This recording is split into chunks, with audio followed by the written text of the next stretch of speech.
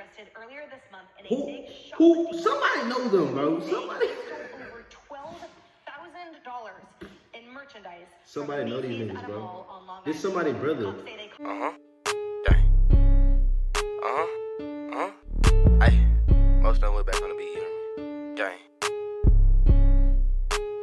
ECG go crazy. What's up, most on TV? It's about Mkwill. We're back in the reaction video, man. We finna do a reaction to the immigrants arrested for shopping for $12K worth of merchandise from Macys. Why are you stealing from Macys, bro? And how did you get caught? This why I'm still though. If you still at this, if you at this big age still stealing, bro, you got like some wrong. Biden's border crisis breaking even more records. Over 250,000 migrants encountered in December. That is the single highest month on record. As you know, border states are so fed up, they've been busing migrants to sanctuary cities like New York. And now 4 migrants that were on one of those buses have been reportedly arrested earlier this month in a big shoplifting. Somebody knows them, bro. Somebody stole over $12,000 in merchandise. Somebody know these niggas, bro. This somebody's brother. Say they caught the crew at a traffic stop for allegedly using bogus plates on a BMW. According to the police, 2 of the suspects listed a Manhattan hotel as their address. Mark, there's a lot of questions and frustrations that taxpayers in New York City hold, especially one where they see illegal immigrants that are being housed in upscale hotels, for example, around Times Square, being treated much better than the homeless or the incarcerated, both of whom those groups are citizens. All true, but this is why the governors in places like Texas and Arizona have been busing these migrants to places like New York and Washington and Chicago. The biggest problem we have in our politics and why nothing gets solved is because the elites in these cities like New York and Washington never feel the impact of the policies that they impose and the calamities that they impose on the rest of the country.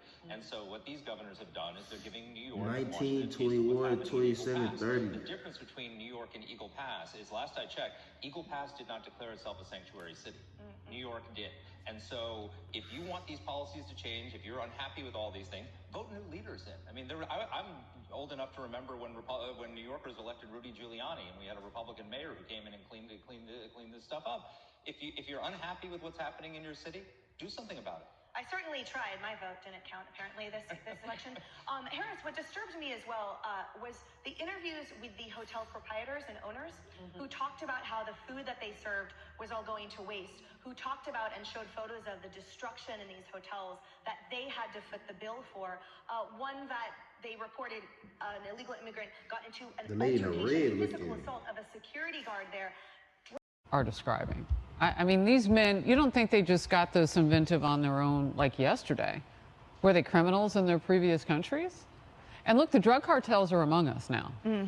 That jailbreak was real in Juarez. They went north. So the cash that they can get from unloading these goods, is that going to the cartel? Are we looking at like some sort of a cartel hub that could break open in our country? We better make sure we fund the police. And we better make sure that 19 or 20% or so that's always been, you know, Americans who've served this country wanting to continue to serve inside the country as civilians, we better hope those men and women still want to be part of our police forces after serving in the military. We're going to need their expertise and their protection. Thank you, by the way, to them.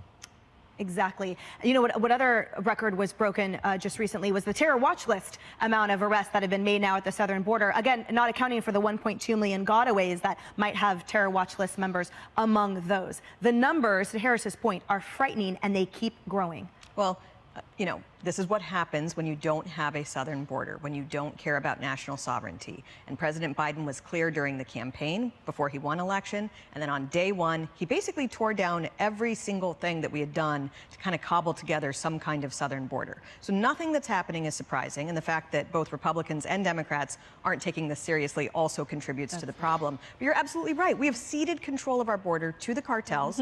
And there was just last week in my home county of Tulare County in California, a cartel-style killing, probably related to drugs. And, you know, this really does change the way things are happening. You do not want to import from Mexico the type of justice system they have there, where cartels are completely controlling what happens. That killing was of a young mother, by the way. It was a brutal execution of a young mother and her baby. Yeah, I didn't hear from Tulare. Molly, I love what you're saying. It's like it's on both sides of the aisle. Republicans and Democrats need to qualify this as a crisis.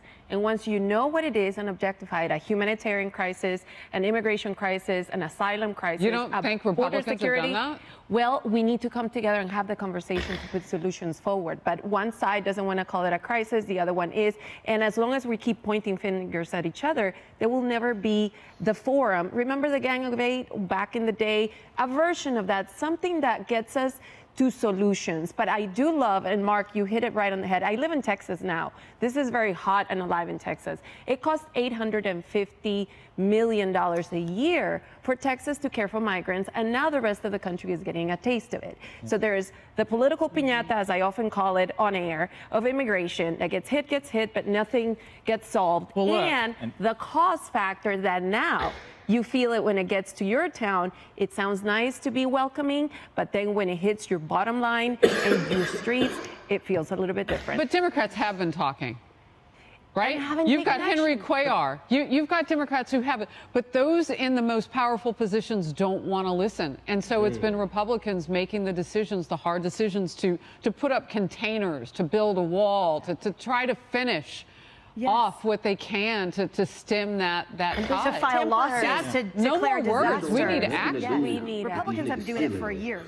For years. That shit don't have nothing to do. I don't know what they got talking about the end. I ain't gonna lie, I'm high, but don't steal, bro. This is the end of the story. Don't steal, man. We got more reactions in the way. Like, comment, subscribe on the gang.